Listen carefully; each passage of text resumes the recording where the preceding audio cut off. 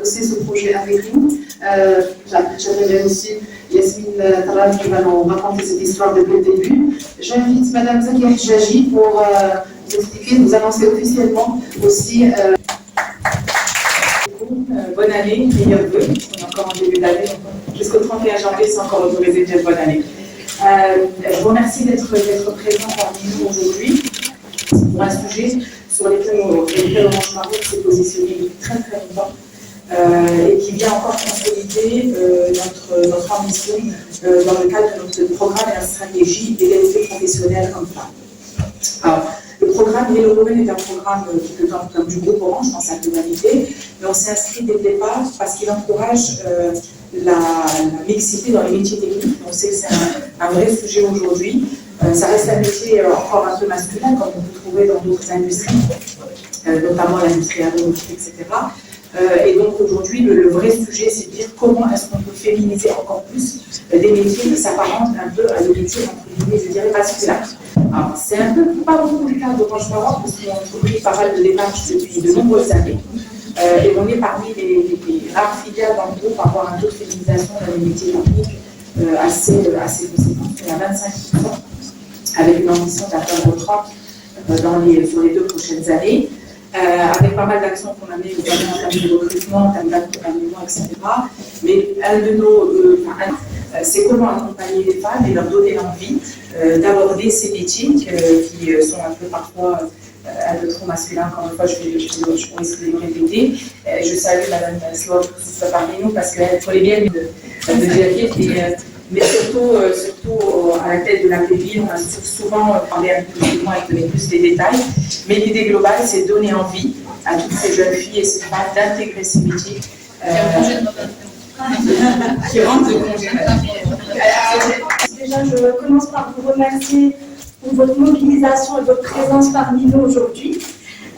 Donc vraiment, c'est un grand honneur pour moi d'être là aujourd'hui pour vous parler d'un sujet qui est un sujet de grande actualité, puisqu'on en entend beaucoup parler de nos jours dans les entreprises. C'est vraiment un sujet qui, à la fois, avec qui on a parlé, c'est l'égalité professionnelle femmes-hommes. Donc l'égalité professionnelle femmes-hommes est reconnue aujourd'hui de plus en plus comme étant le moteur économique des entreprises.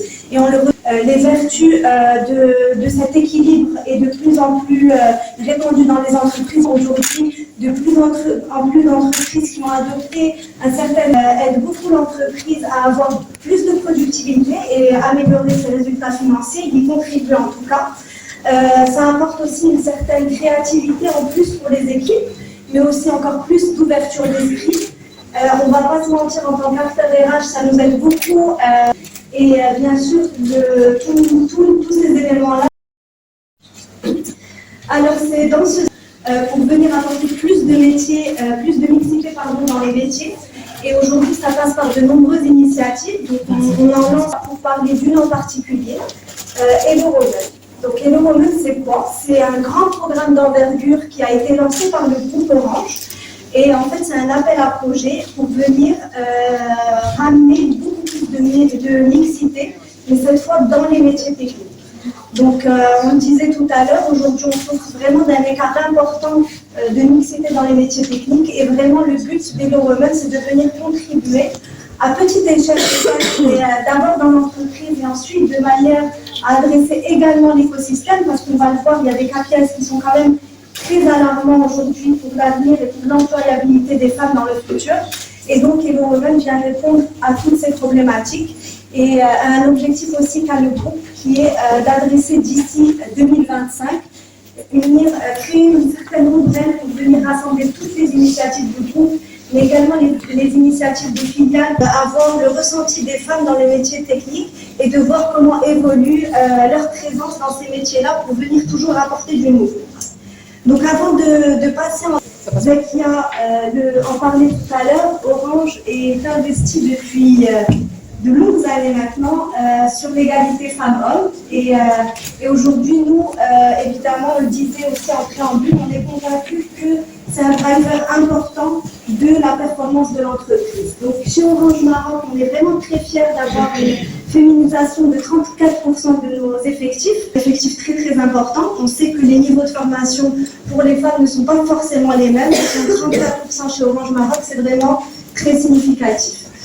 Nous avons aussi 30% de femmes à l'heure, c'est que dans les métiers techniques, nous avons une représentativité de 22% quand le groupe en affiche 21, sans parler de l'encadrement managérial qui est beaucoup plus important que le reste de la boîte.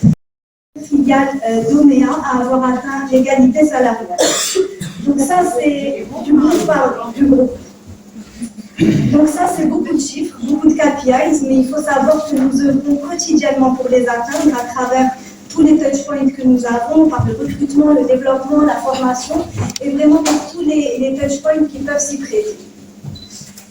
Donc ça passe par quoi? Effectivement, c'est un engagement de longue date où nous investissons pour l'égalité professionnelle à travers une politique qui s'appuie sur 5 axes. Le premier étant la mixité, on en a parlé. Le deuxième étant l'accès des femmes aux postes à responsabilité. On en a parlé tout à l'heure quand on voit le taux de féminisation du commerce et des directeurs, etc.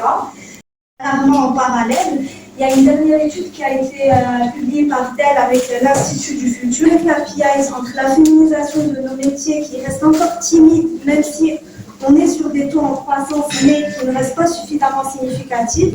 Et cet enjeu aussi de l'employabilité des femmes dans le futur qui font que le projet Women prend tout son sens, puisque vraiment ça répond concrètement à notre ambition à la fois de mixité, mais aussi à notre responsabilité envers la société.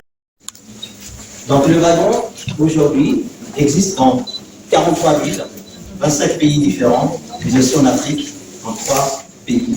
Le Maroc, avec un campus à Casablanca, l'Afrique du Sud, avec un campus à Cape Town, et l'île Maurice, bien sûr, qui est le premier bootcamp qu'on a ouvert, bien sûr, en 2020 en Afrique.